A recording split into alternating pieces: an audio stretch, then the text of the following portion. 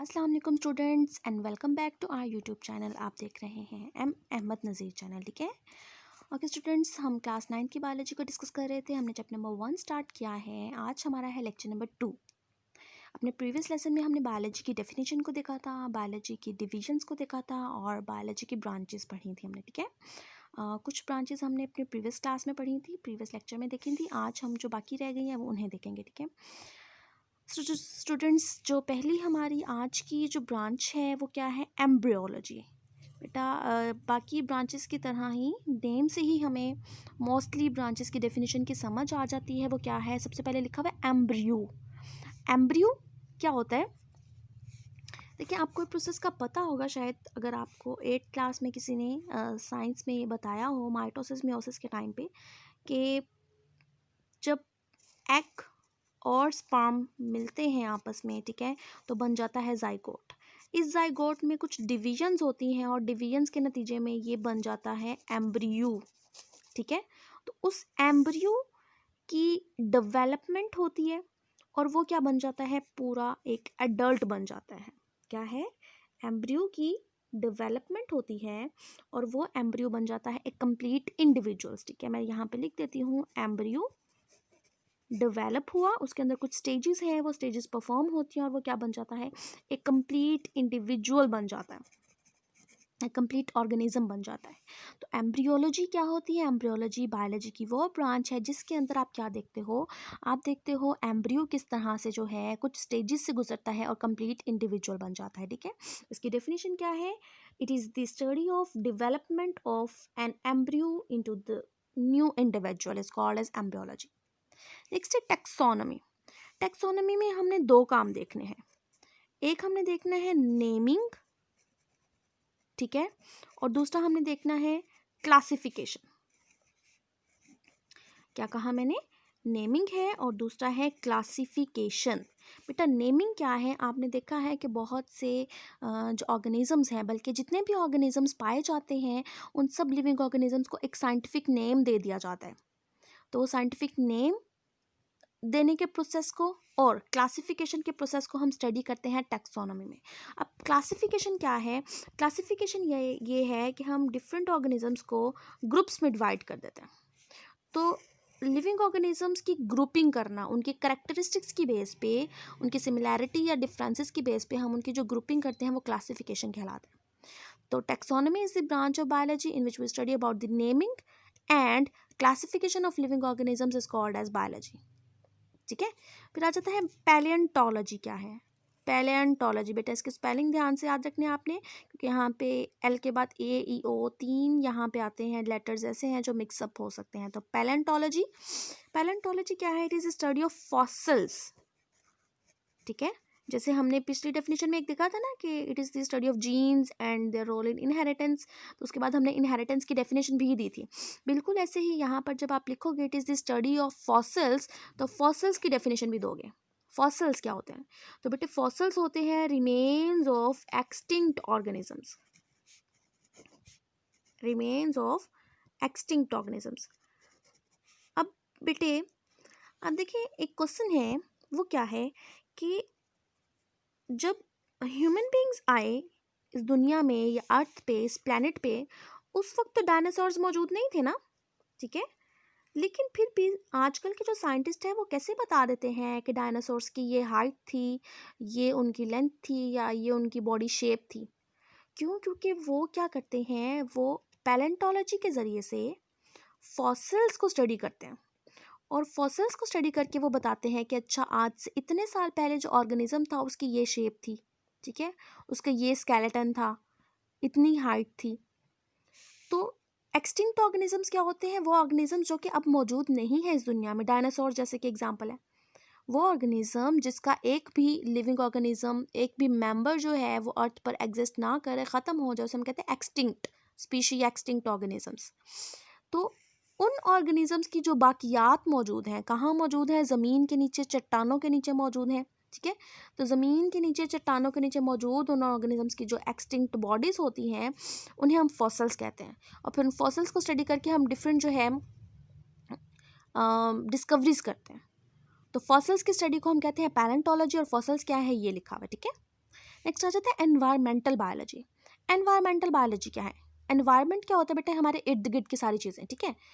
तो एक एनवायरमेंट में यहाँ पे क्या लिखा हुआ है कि जितने भी लिविंग ऑर्गेनिजम्स हैं, इन लिविंग ऑर्गेनिजम्स का आपस में कनेक्शन, और फिर इन लिविंग ऑर्गेनिजम्स का इनकी एनवायरनमेंट के साथ जो कनेक्शन होता है, जो इंटरेक्शन होता है, उसे हम स्टडी करते हैं एनवायरमेंटल बायोलॉजी में। जैसे कि आप देखें कि हमारे इर्द गिर्द पॉल्यूशन है। अब पॉल्यूशन जो है वो एनवायरनमेंट का हिस्सा है ना, कि हवा पॉल्यूट हुई, वाटर पॉल्यूट हुआ है, कोई किसी भी किस्म की पॉल्यूशन है, तो एनवायरनमेंट में मौजूद उस चीज़ का हमारे साथ क्या रिलेशन है, ठीक है, या हमारी वजह से एनवायरनमेंट में मौजूद चीज़ें पॉल्यूट हो रही हैं, इन सब इंटरेक्शंस को, इन सब रिलेशंस को हम स्टडी करते हैं एनवायरमेंटल बायोलॉजी में, ठीक है। नेक्स्ट है सोशियो बायोलॉजी। सोशियो बायोलॉजी में हम क्या करते हैं?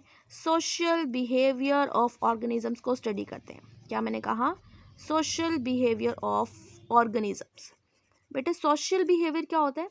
जो हम किसी भी सोसाइटी में रहते हुए एक बिहेवियर शो करते हैं, उसे हम सोशल बिहेवियर कहते हैं।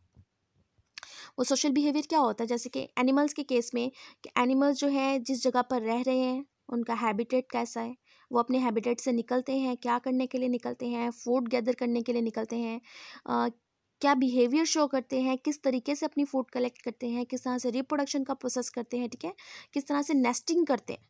नेस्टिंग जैसे कि बर्ड्स जो है वो नेस्टिंग का प्रोसेस करते हैं ट्रीज़ के ऊपर। तो ये क्या है? अपने माहौल में, अपने इर्द गिर्द सोसाइटी में रह के ऑर्गेनिज्म जो बिहेवियर शो करता है उसे सोशल बिहेवियर कहते हैं, ठीक है। तो सोशल बायोलॉजी में हम क्या स्टडी करते हैं? सोशल बिहेवियर ऑफ ऑर्गेनिजम्स, ठीक है, उसकी सोसाइटी में मौजूद उसका जो बिहेवियर है। पैरासाइटोलॉजी, ये भी जो है एग्जैक्ट नेम से इसकी डेफिनेशन निकलेगी। Parasites are called as parasitology. Means के पैरासाइटोलॉजी में हम क्या करते हैं? हम पैरासाइट को स्टडी करते हैं। The study of parasite is called as parasitology. Simple सी डेफिनेशन है, लेकिन ये डेफिनेशन अधूरी है जब तक आप पैरासाइट की डेफिनेशन भी नहीं बताते। तो पैरासाइट्स क्या होते हैं बेटा? ऐसे लिविंग ऑर्गेनिजम्स होते हैं जो कि क्या करते हैं, मैं यहाँ पे लिखती हूँ, लिविंग ऑर्गेनिजम्स होते हैं ऐसे लिविंग ऑर्गेनिजम्स जो कि दूसरे लिविंग ऑर्गेनिजम्स की बॉडी के अंदर या उनकी बॉडी के ऊपर रहते हैं, इन और ऑन, और क्या करते हैं? उनसे फूड भी लेते हैं, उनसे शेल्टर भी लेते हैं, लेकिन बदले में उन्हें क्या करते हैं? नुकसान पहुंचाते हैं। फिर से सुनेंगे।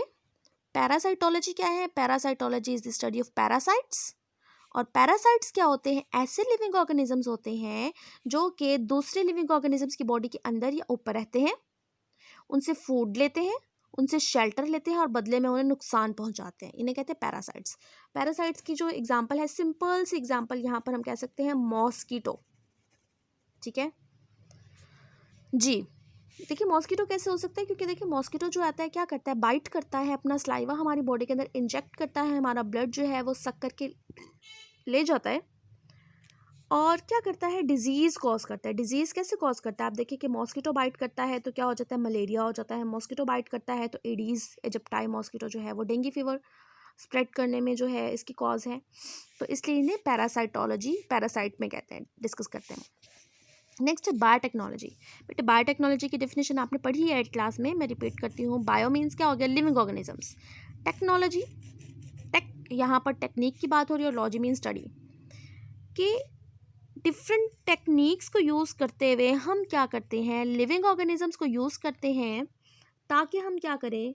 उनसे मैनकाइंड के लिए कोई ना कोई अच्छा काम कर सकें, ठीक है। तो बायोटेक्नोलॉजी क्या है? Biotechnology is a technique in which living organisms are used to serve mankind. जैसे बैक्टीरिया, 8th क्लास वाली ही रिवाइज करवा रही हूँ। देखिए बैक्टीरिया में क्या था? बैक्टीरिया बेटा क्या करता है? हम बैक्टीरिया के अंदर इंसुलिन बनाते हैं। इंसुलिन क्यों बनाते हैं? ताकि वो इंसुलिन यूज़ हो सके किन के लिए? डायबिटिक पेशेंट्स के लिए यूज़ हो सके, ठीक है। तो ये हो गया स्मॉल लिविंग ऑर्गेनिजम्स, और ये स्मॉल लिविंग ऑर्गेनिज्म से हम क्या कर रहे हैं? ह्यूमन के लिए इंसुलिन बना रहे हैं ताकि हम उनकी हेल्प कर सकें। तो ये बायोटेक्नोलॉजी का एक एग्जाम्पल हो गया, आपको समझ आ जाएगी। स्टूडेंट नेक्स्ट है इम्यूनोलॉजी। इम्यूनोलॉजी भी नेम से ही शो हो रहा है, इम्यून है यहाँ पे। तो हम देखते हैं क्या है यहाँ पे, इम्यून सिस्टम की बात हो रही है। इम्यून सिस्टम, अब किसका इम्यून सिस्टम है? जाहिर सी बात है हम बायोलॉजी डिस्कस कर रहे हैं, तो बायोलॉजी में हम लिविंग ऑर्गेनिजम्स के ही इम्यून सिस्टम की बात करेंगे। तो इम्यूनोलॉजी में हम क्या स्टडी करते हैं? It is study of the immune system of animals which defends the body against invading microbes या माइक्रो ऑर्गेनिजम्स। अब यहाँ पे एक बात याद रखनी है कि इम्यून सिस्टम जो है बेटा वो एनिमल्स में होता है, प्लांट्स में नहीं होता है। तो जितने भी लिविंग ऑर्गेनिजम्स हैं, जितने भी एनिमल्स हैं, उनके अंदर इम्यून सिस्टम को स्टडी करना कि हमारा इम्यून सिस्टम कितना स्ट्रॉन्ग है, इम्यून सिस्टम में कौन से वाले सेल्स हैं जो हेल्प करते हैं। जैसे कि आपको पता होना चाहिए कि हमारे ब्लड में 3 तरह के सेल्स हैं ना, red blood cells, white blood cells और प्लेटलेट्स। तो जो वाइट ब्लड सेल्स है वो इम्यून सिस्टम का काम करते हैं। नेक्स्ट है एंटोमोलॉजी। अगेन यहाँ पर मैं आपको एक हिंट दूंगी याद रखने के लिए, वो क्या है, यहाँ पर ENT लिखा हुआ है, आप इसको याद कर लें। ENT से आप फौरन याद कर लेना चाहिए, आंट से मिलता जुलता है, तो एंट से आपको याद आ जाएगा आंट। और आंट क्या है? आंट है एक इंसेक्ट, इंसेक्ट है ना, तो आपको इससे याद आ जाएगा कि एंटोमोलॉजी क्या है। Entomology is the branch of biology in which we study about the insects. ठीक है, तो बेटे ये जो मैं थोड़े से हिंट्स बताती हूँ, आपको पसंद आते हैं या नहीं आते हैं, आपकी अपनी चॉइस है। आप कोई भी और हिंट भी रख सकते हो, सिर्फ मकसद क्या है हमारा कि हमें टर्म्स याद हो जाएं। ठीक है, क्योंकि बहुत ज़्यादा ब्रांचेस हैं ये, कुछ राउंड अबाउट 17-16 आपकी ब्रांचेस हैं, तो वो आपको भूल जाती हैं। ठीक है, क्योंकि आपका फर्स्ट चैप्टर में ही इतनी सारी डेफिनेशन लगातार आ जाती हैं डिफरेंट टर्म से रिलेटेड, तो आपको भूल ना जाए, इसलिए आपने कुछ ना कुछ हिंट से उन्हें याद रखना है। नेक्स्ट आ जाता है फार्माकोलॉजी। तो फार्मा का वर्ड जो है वो यूज़ होता है ड्रग्स के लिए। ठीक है, तो ड्रग्स से क्या हो जाएगा कि वो बायोलॉजी की ब्रांच जिसमें हम ड्रग्स को स्टडी करते हैं वो क्या कहलाता है? फार्माकोलॉजी कहलाता है। ठीक है, अब बेटे आपने यहाँ पे ड्रग नेगेटिव मीनिंग में नहीं जाना है, आप पढ़ेंगे 10th क्लास का जो लास्ट चैप्टर है, फार्माकोलॉजी ही है चैप्टर का नेम। वहाँ पे आप देखोगे कि ड्रग्स 2 तरह की होती हैं। एक होती है एडिक्टिव ड्रग्स, ठीक है, जो एडिक्शन कॉज कर लेती है ना, कि उनके बगैर फिर गुजारा नहीं होता है, और दूसरी होती है मेडिसिनल ड्रग। तो यहाँ पर हम दोनों तरह के ड्रग्स की बात कर रहे हैं कि फार्माकोलॉजी में जो है हम क्या करते हैं, एडिक्टिव ड्रग्स, मेडिसिनल ड्रग्स, यानी कि बेसिकली सिर्फ ड्रग का नेम है यहाँ पे यूज़ हुआ हुआ कि हम ड्रग्स को स्टडी करते हैं, फिर उनका इफ़ेक्ट देखते हैं ह्यूमन बॉडी पे। उनका इफ़ेक्ट क्या है कि अगर ये वाली ड्रग यूज़ की जाए तो ह्यूमन बॉडी पे क्या इफ़ेक्ट होगा। ठीक है, तो pharmacology is the study of drugs and there effects on the living organisms या ह्यूमन बींग्स ज़्यादा बेस्ट। बेटा यहाँ मैंने स्टार बना के एक लिखी है मॉलिक्यूलर बायोलॉजी। ये आपकी बुक के पेज नंबर 3 पे राइट साइड पे एक बॉक्स बना हुआ है, उस बॉक्स में मॉलिक्यूलर बायोलॉजी की हेडिंग है, वहाँ पे डेफिनेशन है। बाकी ब्रांचेस आपकी सेपरेट डेफिनेशन हेडिंग्स के साथ है, लेकिन वो साइड पे बॉक्स में है। तो मॉलिक्यूलर बायोलॉजी में क्या होगा? ऑब्वियसली बायोलॉजी मीन हो गया लिविंग ऑर्गेनिजम्स, और मॉलिक्यूलर का मतलब हो गया मॉलिक्यूल्स, यानी कि इसमें हम क्या देखते हैं, मॉलिक्यूल्स ऑफ बायोलॉजी को डिस्कस करते हैं।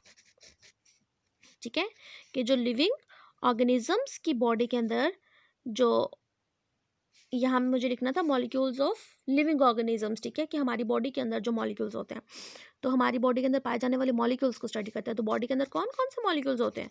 बॉडी के अंदर वाटर हो सकता है, ठीक है, बॉडी के अंदर हमारी प्रोटीन्स होती हैं, बॉडी के अंदर कार्बोहाइड्रेट्स होते हैं, etc। तो इन सबको स्टडी करना जो है वो किस में स्टडी करते हैं? वो मॉलिक्यूलर बायोलॉजी की ब्रांच में स्टडी करते हैं। ठीक है, ओके बेटे, लास्ट जो पॉइंट है आज की हमारी वीडियो का, आपकी इसी बुक के पेज नंबर 3 पर एक बॉक्स है लास्ट में बिल्कुल, ठीक है, राइट साइड पे एंड में, वो क्या लिखा हुआ है उसमें है कि मेजर बायोलॉजिकल इश्यूज कौन कौन से। तो ये 4 पॉइंट्स हैं।